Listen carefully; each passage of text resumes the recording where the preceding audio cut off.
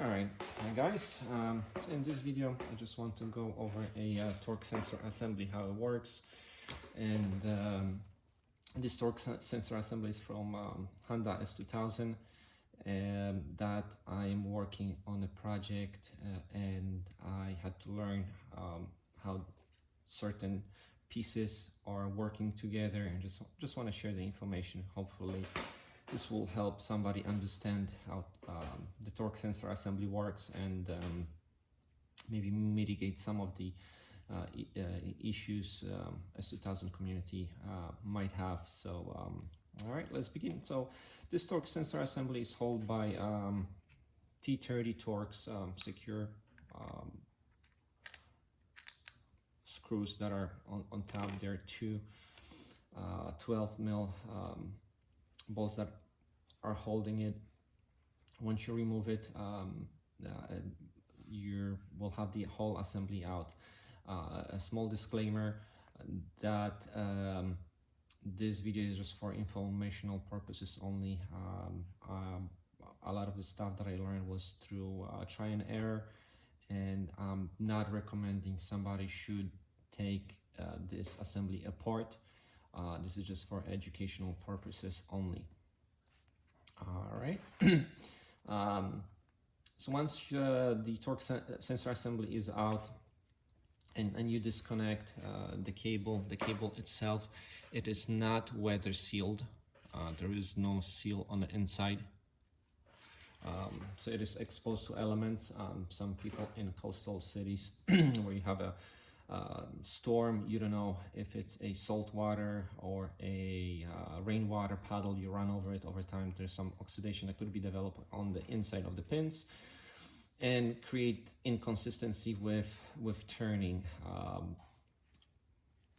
That does not mean that the whole unit needs to be replaced. All you need to do is just clean the pins, and you should be good to go.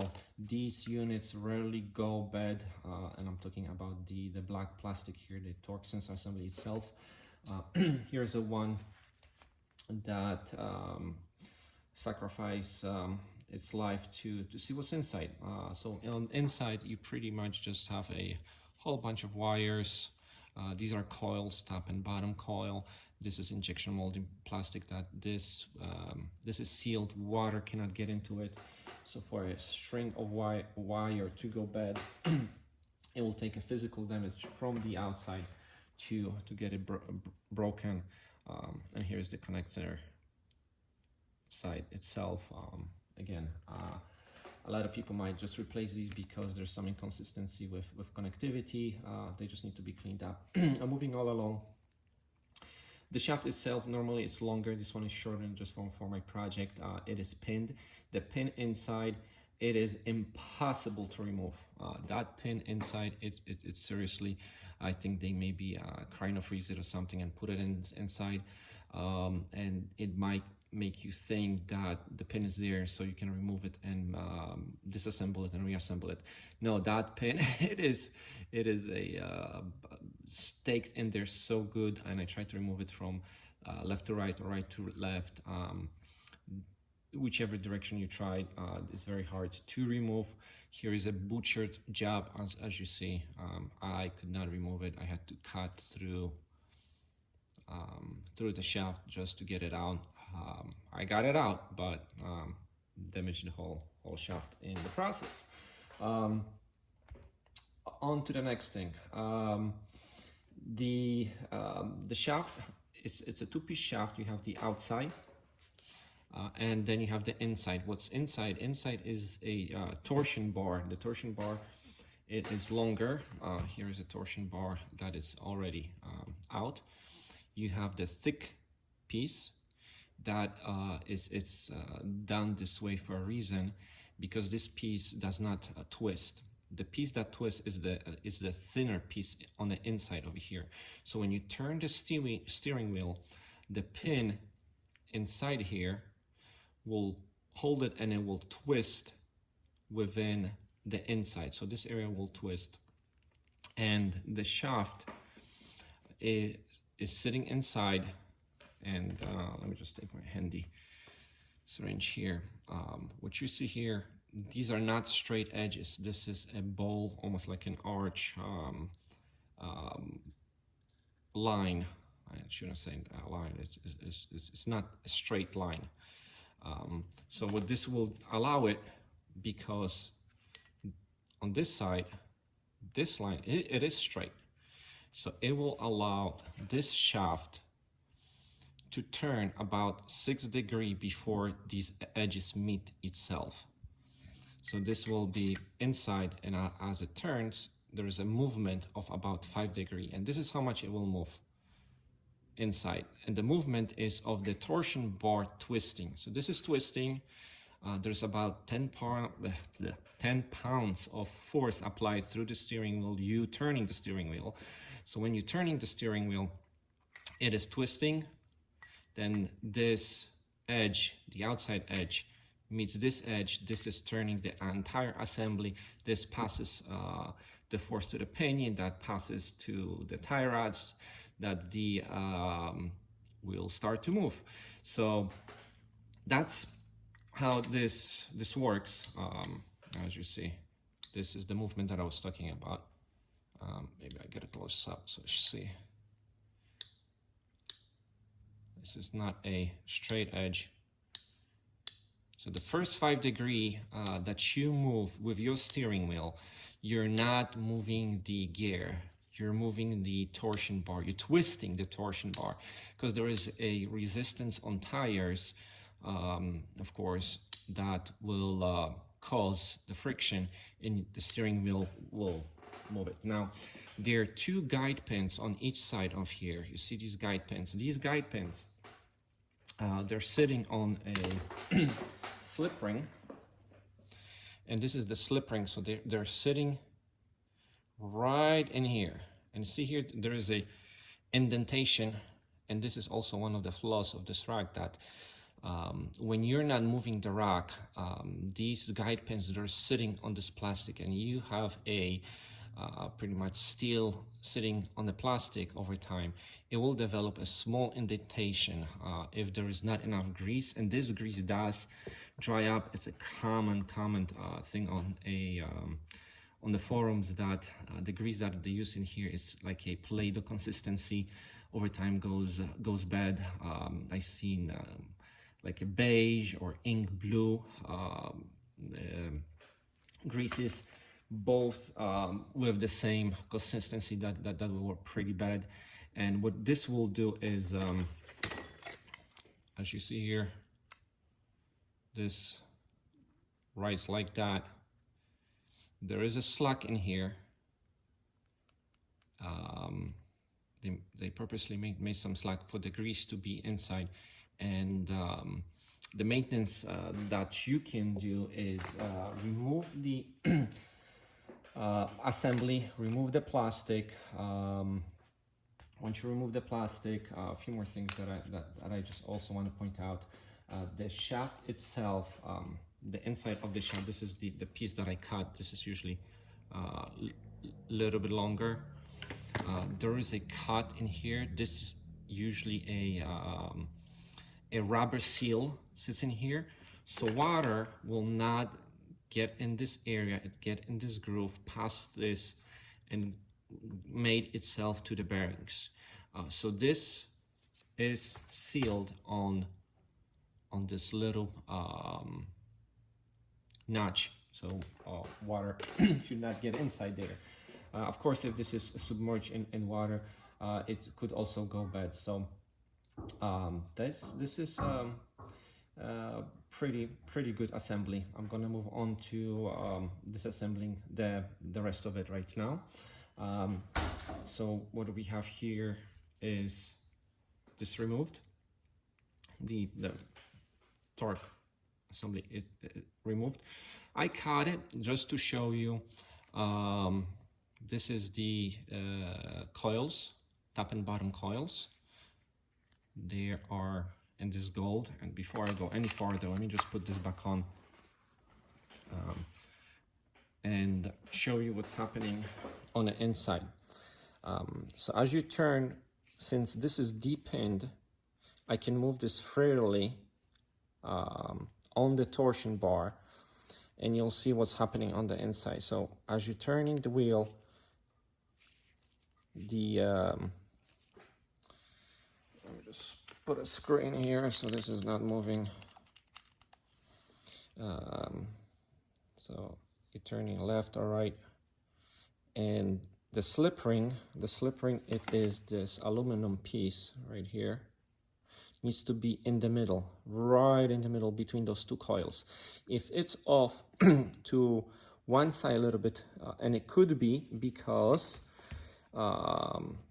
these guide pins rubbed up a area in here because there was not enough grease, then what this would cause is for this slip ring to be maybe like a half an ohm or 1,000 of an ohm difference. The acceptable tolerance is about, I think, 1.4 ohm intense, sorry, so it's dot 14 ohm, and at least that's what I've seen with different models, and again, it depends on the usage. But if you go above the tolerance, your car might be turning to the left or right a little bit more than the other, and lubricating might fix it.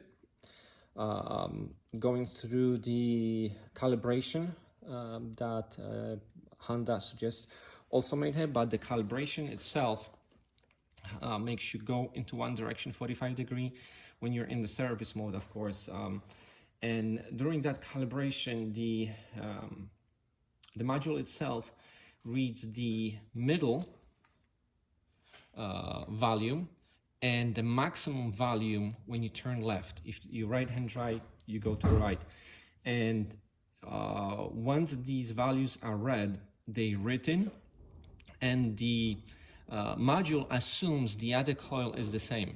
So you never assume, but Honda assumes when you're doing the calibration, you're dead center, and the other coil, it is the same. So the calibration, as good as it is, it could be better if they do a calibration for both sides. So it would read both readings, min, media, and the middle, then the maximum to the left and maximum to the right. The service mode calibration does not do that, which it's a little weird that they didn't go that direction, but maybe they didn't thought that people over time will have some questionable uses out of these. And that's pretty much it when it comes to the steering assistance and what could lie behind it. To service it, I'm keep on going back, but to service it, there's not much that you can do. Don't remove it as I did unless you know how to recalibrate it. And I'm not talking about recalibrating using the service mode. You need to calibrate it using a ohmometer and read both coils and determine the new dead center, and it's a little bit harder than one might think. But once you disassemble it, you would want to clean this and then put some grease in here. Maybe you can push it down a little bit, then grease it. Put some grease inside. These are the guide pins. Put as much as you can on each side. Then on the bottom itself, there are 2 guide pins but 4 holes. As you see, this hole doesn't have any guide pin. If you move to the next area, you'll see that there is a guide pin. And moving further to another one, there is nothing in there. So there's 2 guide pins, 4 holes. To be lubricated, and that's what will help to move on the shaft itself. Once you notice there's some inconsistency between left and right, so you can lubricate it. There is no need to go further unless you do want to just remove the snap ring over here. There is a snap ring, and once you remove it, there is another bearing that is on the back. This bearing does not play any role in turning the steering wheel. It is crimped, not removable. See, these are the machine marks that are crimped by machine. You cannot remove the steering wheel bearing that sits in there. This is a aluminum housing. This was removed from a UK car. As you see, there is a lot of salt. So this car was driven in the winter. The seals did its job. Not a speck of salt or water on the inside, but the outside was beaten up pretty bad. As you can see, it broke. When I tried to remove it, it was this bad. The rack itself, it was rusted beyond belief, but the insides of it were pretty good.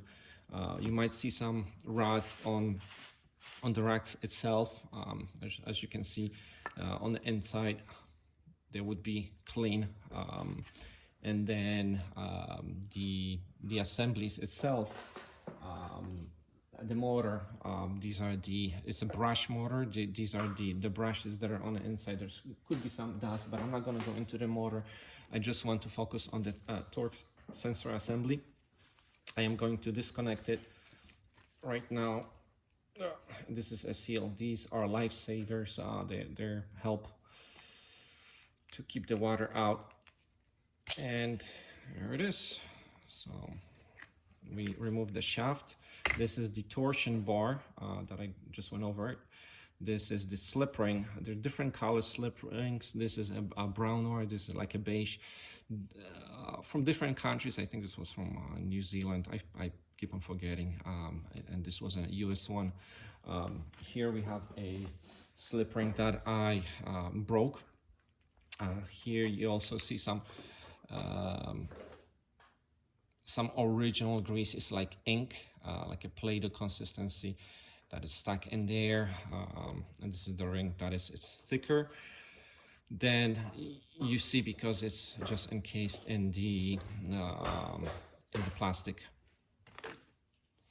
All right, guys, sorry about that. This is like a fifth time I'm trying to record this. My daughter comes in, my wife calls, and keep on getting interrupted.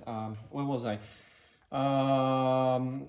So once you disassemble this is the torsion bar itself. This is a not one-piece unit. This piece itself, it is crimped inside there. So machine will crimp it. The gear itself, it's a separate piece, and it's crimped together. So together this comes as one piece. There is no angle sensor in this unit itself. This is a purely resistance-based sensor itself. So the car does not know if it's 30 degrees, 80 degrees, or if you put it upside down, unless your screws are not aligning. But they're pretty much there is no angle sensor in this.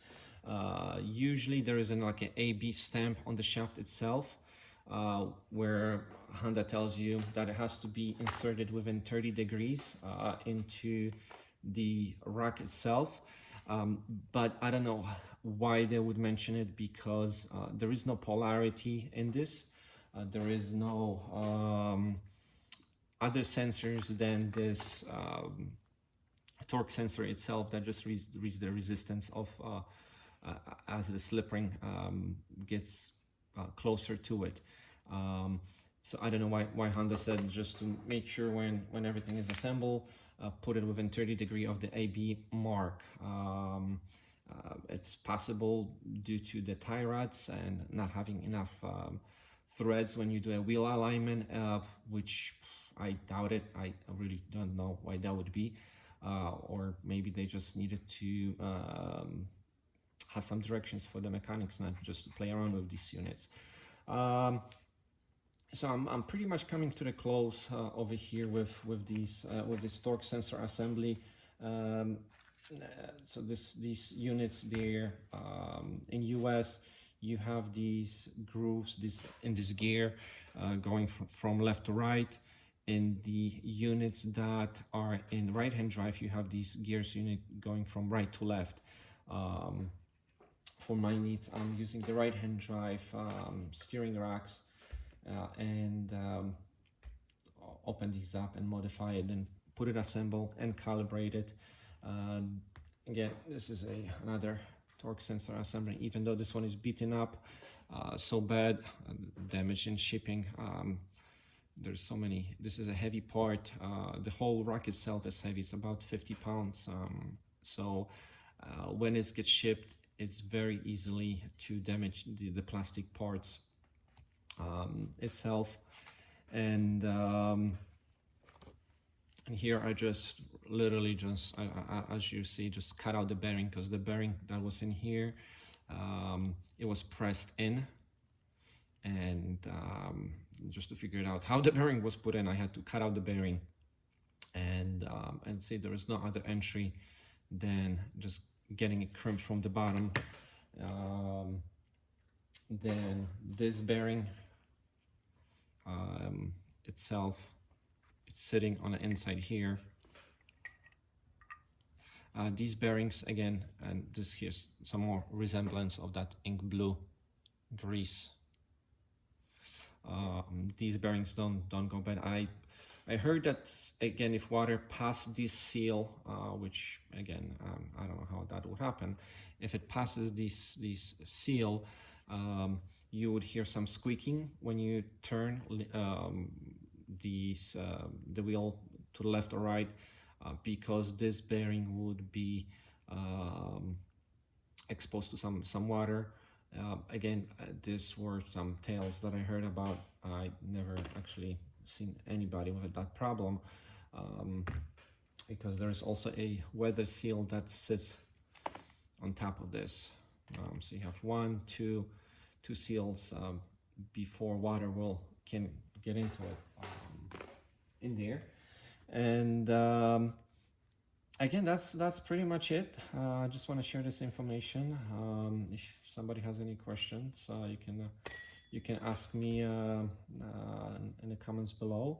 Hopefully this information will help somebody in their troubleshooting endeavors, or just education purposes only. Like I mentioned before, these units should not be taken apart unless you know how to calibrate it with the ohmometer and not the service mode that the Honda says. The service mode, it is just to reset the volumes in the EPS unit to read the middle and the max, and then the computer just pretty much assumes the other coil is the same. And it's an assumption. Sometimes this electronic way will fix physical issues, but if there is a physical issue, and majority of the issue that there could be, it is in this slip ring. The design of it, it could be better. I think there should be two springs, one on top, one on the bottom. This way, this ring is not sitting on these guide pins where there is an indentation that could be done. And I'm repeating myself, but I just want to really point this out. The weak point is these guide pins sitting here. Plenty of lubrication. Of course, you don't want to use too heavy of grease, that this slip ring would be engulfed in a grease that would not be moving. A heavy grease would make this go harder on the shaft. So you want to use some medium grease. There's a Honda grease that I used before. This is super high temp urea. Is it urea? Yeah, it stinks. I mean, it's really has a really bad odor, but it's an awesome grease. Just get yourself a syringe, because it's hard to pack it in there. I got some extreme performance lubricant here. This is extreme performance synthetic grease that I use. The reason I like it because it has a thin needle I can get into areas, and it works as well. It's a thinner grease. It's not as thick as the urea grease, but it will get into places where you can't with just a finger and just apply it on the inside. The spring itself, there's no no wear on this. Literally, it's just a spring. Even if it develops some sort of memory, or it loses its springness, there is not Dutch movement that this is doing. Again, thanks for watching, and this is pretty much it. Thank you. Bye.